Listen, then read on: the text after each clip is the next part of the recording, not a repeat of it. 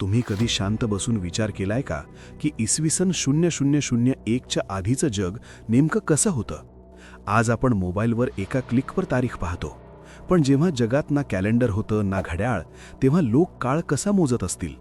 मानवी इतिहासात असाही एक काळ होता जेव्हा कोणतीही अधिकृत तारीख नव्हती, तरीही काही संस्कृतींना माहीत होतं की पुढचं ग्रहण कधी लागणार आहे किंवा कोणतं पीक कधी पेरलं पाहिजे. एक वर्षात 365 दिवसच का आणि 12 महिनेच का, या प्रश्नांची उत्तरं आजच्या विज्ञानात नाही तर आपल्या प्राचीन ऋषीमुनींच्या बुद्धिमत्तेत दडलेली आहेत. आज आपण काळाच्या अशा प्रवासाला निघणार आहोत जो तुमच्या वेळेबद्दलच्या सर्व कल्पना बदलून टाकेल. चला तर मग सुरू करूया. कल्पना करा, तुम्ही अशा युगात आहात जिथे ना सोमवार आहे ना रविवार.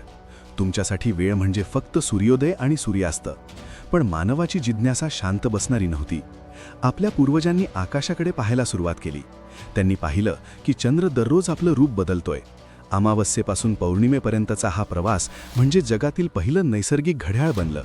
यातूनच जन्म झाला तिथी आणि मास म्हणजेच महिन्यांचा. पण एवढंच पुरेसं नव्हतं.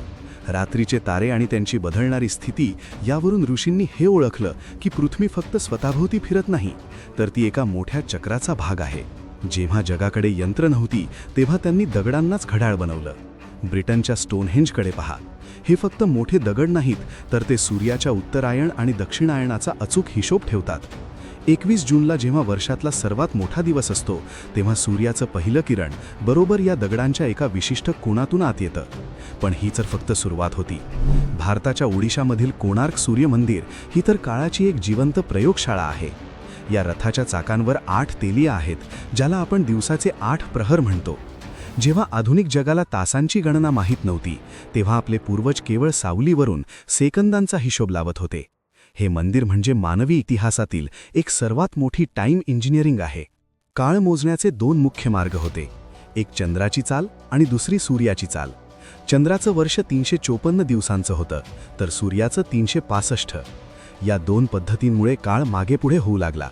रोमन सम्राट जुलियस सीझरने 46 इसवी सन पूर्वमध्ये यात सुधारणा करण्याचा प्रयत्न केला आणि जुलियन कॅलेंडर आणलं. पण गंमत पहा, इतिहासात वर्ष 0 कधीच अस्तित्वात नव्हतं. इसवी सन पूर्व 1 नंतर थेट इसवी सन 1 सुरू झालं. पुढे 1582 मध्ये पोप ग्रेगरींनी यात सुधारणा केली, कारण जुलियन कॅलेंडर 10 दिवसांनी मागे पडलं होतं. म्हणून 4 ऑक्टोबर 1582 नंतर थेट 15 ऑक्टोबर ही तारीख जाहीर करण्यात आली. म्हणजे इतिहासातले ते 10 दिवस कधी आलेच नाहीत.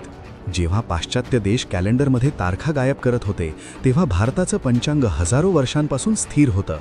भारतीय ऋषींनी चंद्राचं आणि सूर्याचं गणित जुळवण्यासाठी अधिक मास म्हणजेच पुरुषोत्तम महिन्याची संकल्पना मांडली. दर 32 महिन्यांनी एक अतिरिक्त महिना जोडून आपण निसर्गाशी नातं कायम ठेवलं. यामुळेच आपली होळी, दिवाळी किंवा इतर सण नेहमी योग्य ऋतूतच येतात. हे केवळ खगोलशास्त्र नाही, तर हे आध्यात्मिक आणि वैज्ञानिक सत्याचं मिश्रण आहे. आजच्या सुपर कम्प्युटरला जे गणित सुटतं, तेच गणित आपल्या पंचांगात 5000 वर्षांपूर्वीच लिहून ठेवलं गेलं होतं.